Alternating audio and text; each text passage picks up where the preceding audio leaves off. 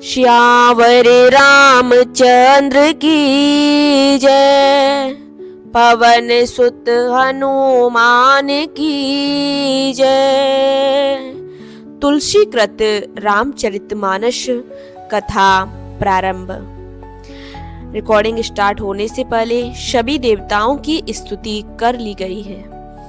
अब राम के प्रिय भक्त हनुमान जी को कथा में बुलाते हैं।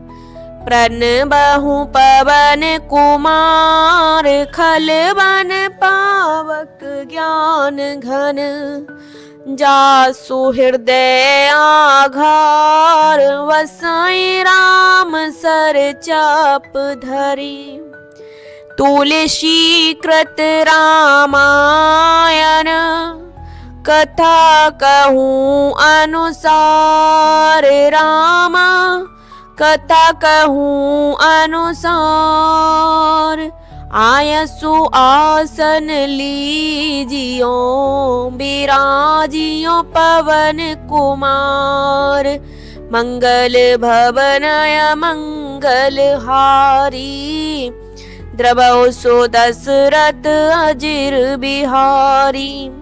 दीन दयाल विरद संभारी, हरऊ नाथ मम संकट भारी। तो कल की कथा में हमने सुना था नारद मुनि भगवान नारायण का तप कर रहे हैं और वहां कामदेव जी उनकी तपस्या को भंग करने के लिए पहुंच गए। उन्होंने अपना सारा बल लगा लिया, लेकिन नारद जी पे उनका कोई भी असर नहीं हुआ, उनकी तपस्या बरकरार रही। तब सहित सहाय सभीत अति, मानहार मन मैन गहि सिन जाए। मुनि चरण तब कई सुटे आरत बैन। तब अपने सहायकों समेत कामदेव ने बहुत डर कर और अपने मन में हार मानकर बहुत ही दीन वचन कहते हुए मुनि के चरणों को जा पकड़ा और भयउ न नारद मन कछु रोसा, कै प्रिय वचन काम परितोषा। नारद जी के मन में कुछ भी क्रोध न आया। उन्होंने प्रिय वचन कहकर कामदेव का समाधान किया और नाय चरण सिरो आय सुपाई, गयऊ मदन तब सहित सहाई। तब मुनि के चरणों में सिर नवाकर और उनकी आज्ञा पाकर कामदेव अपने सहायकों सहित लौट गया और मुनि सुशीलता आपने करनी, सुरपति सभा जाय सब बरनी। और देवराज इंद्र की सभा में जाकर कामदेव ने मुनि की सुशीलता और अपनी करतूती सब कही कि मुनिराज कितने शीतल स्वभाव के हैं और मैंने अपना सारा प्रपंच रचा, लेकिन उनकी तपस्या भंग नहीं हुई। और सुन सब की मन आश्चर्य आवा, मुनि प्रशंस हरे सिरो नावा। जिसे सुनकर सबके मन में आश्चर्य हुआ और उन्होंने मुनि की बड़ाई करके श्री हरि को सिर नवाया। और तब नारद गवने शिव पाही, जिता काम अहमिति मन माही। तब नारद जी शिव जी के पास गए। उनके मन में इस बात का अहंकार हो गया कि हमने कामदेव को जीत लिया और मारे चरित शंकर सुनाए, अति प्रिय जाने महेश सिखाए। उन्होंने कामदेव के चरित्र शिव जी को सुनाए और महादेव जी ने उन्हें नारद जी को अत्यंत प्रिय जानकर ऐसी शिक्षा दी कि बार बार बिनबऊ मुने तो ही, जिम यह कथा सुनायऊ मोही। तिम जाने हरि ही सुनावऊ कबहू, चले प्रसंग दुराए तबहू।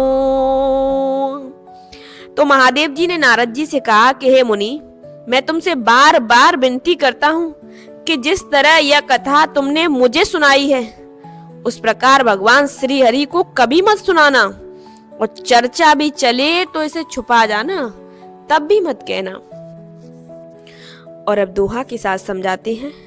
शंभु दीन उपदेश हित, नहीं नारद सुहान। भरद्वाज कौतुक सुनहु, हरि इच्छा बलवान। हर इच्छा बलवान। मंगल भवनाय मंगल हारी, द्रवौ सुदशरथ अजिर विहारी। यद्यपि शिवजी ने यह हित की शिक्षा दी, पर नारद जी को वह अच्छी न लगी। हे भरद्वाज, अब तमाशा सुनो। हरि की इच्छा बड़ी बलवान है। राम की न चाहि सोई हो, करे अन्य नहीं कोई। श्री रामचंद्र जी जो करना चाहते हैं वही होता है, ऐसा कोई नहीं है कुछ कर सके। और शंभु वचन मुनि मन नहीं भाए, तब विरंच के लोक सिधाए। श्री शिवजी के वचन नारद जी के मन को अच्छे नहीं लगे, तब वे वहां से ब्रह्मलोक को चले गए। और एक बार करे तलबर बीना, गावत हरि गुण गान प्रवीणा। एक बार गान विद्या में निपुण मुनि नारद जी हाथ में सुंदर बीड़ा लिए श्री हरि गुण गाते हुए क्षीर सागर को गए। क्षीर सेंदु गवने मुने नाथा, जहाँ बस श्रीनिवास श्रुति माथा। तो नारद जी क्षीर सागर को गए, जहाँ वेदों के मस्तक स्वरूप लक्ष्मी निवास भगवान नारायण रहते हैं। और हर से लिए उठे रामान केता, बैठे आसन ऋषि समेता।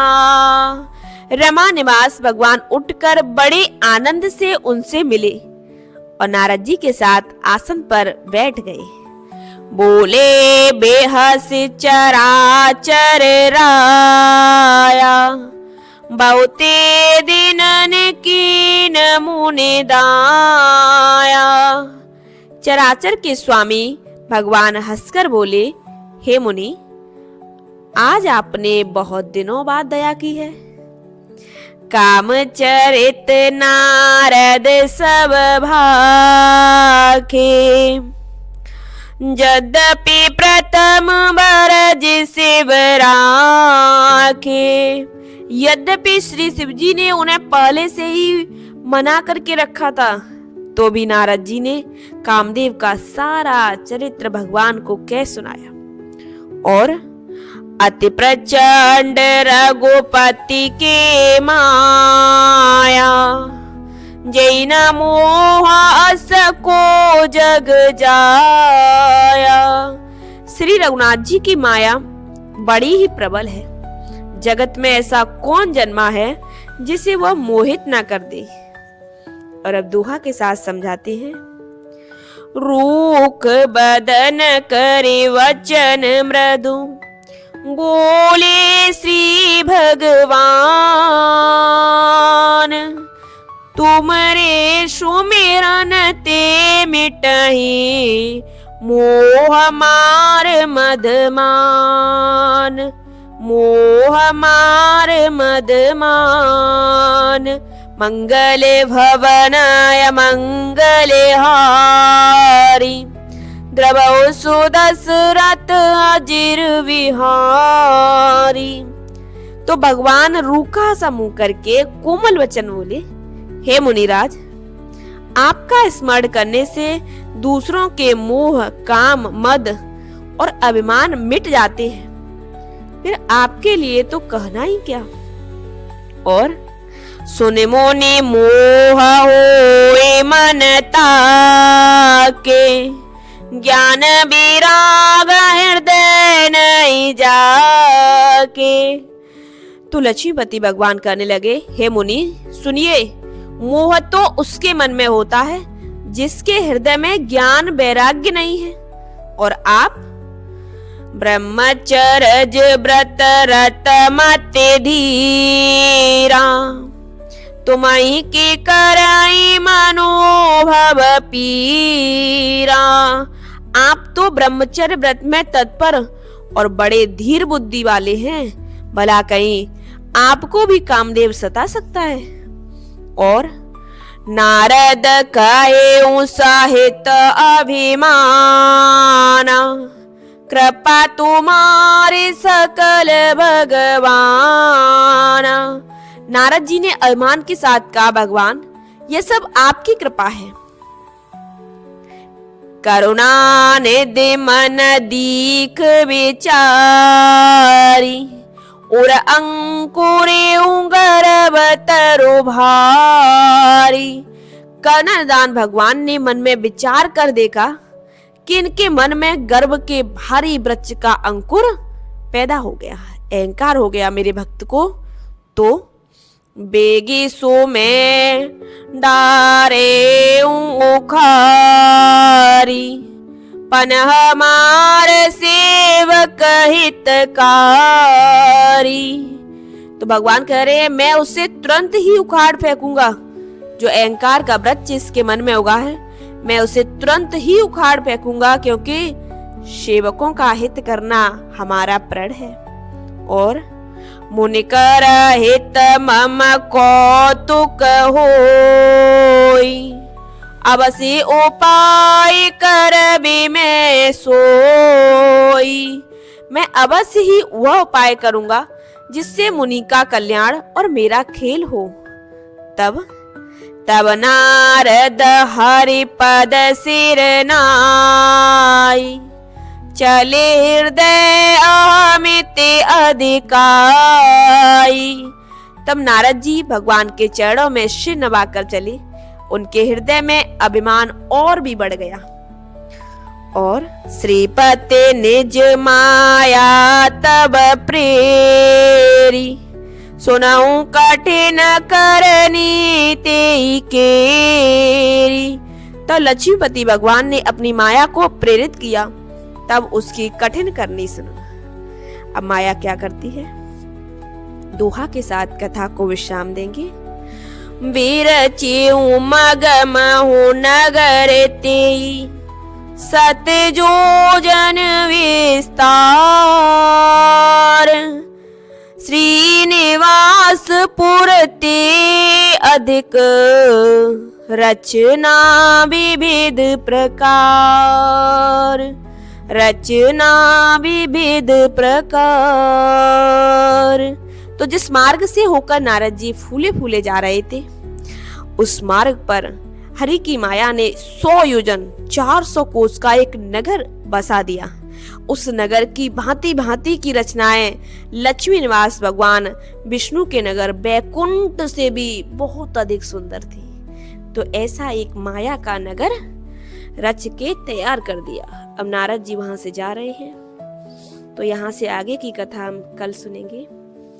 बोलिए श्यावर रामचंद्र की जय, पवन सुत हनुमान की जय, जय श्री राम।